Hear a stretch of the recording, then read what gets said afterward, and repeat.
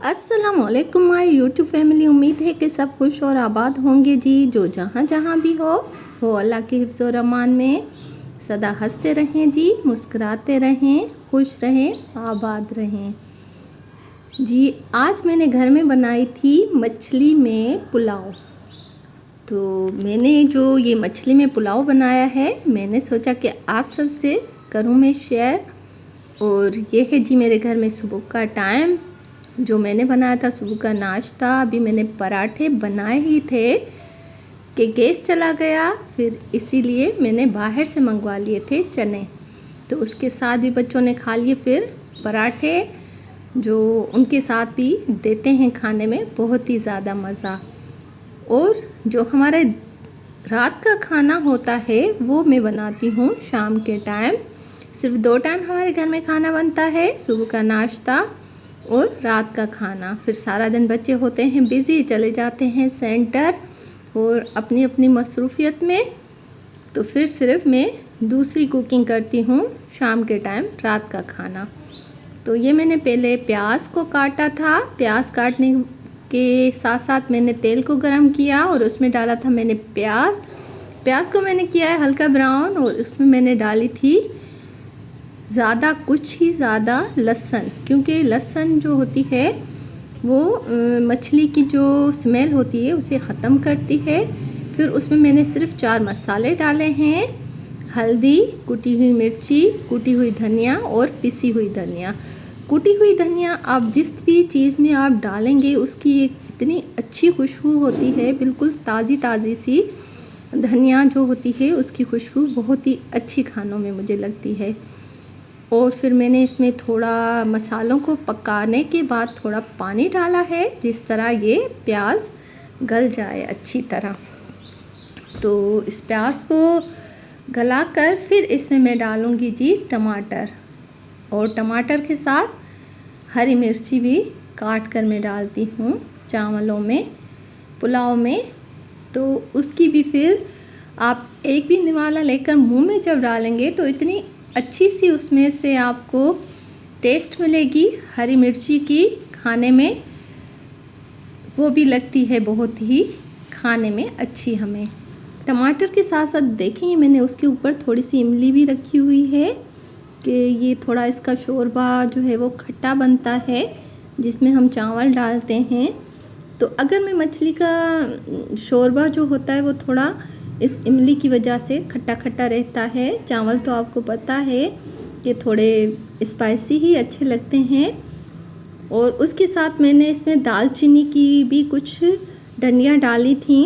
गरम मसाले में बस मैं इतना सा गरम मसाला डालती हूँ और ज़्यादा नहीं डालती।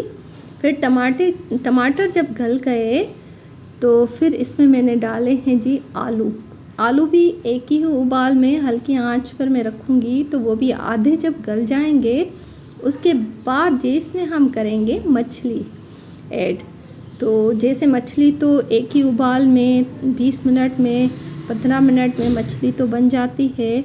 अल्लाह ताला ने उसे इतना नाजुक बनाया है, मछली को 1-2 उबाल में ही पक जाती है। और ये है जी चावल, 1 किलो मैंने मंगवाए थे बाहर से चावल भी।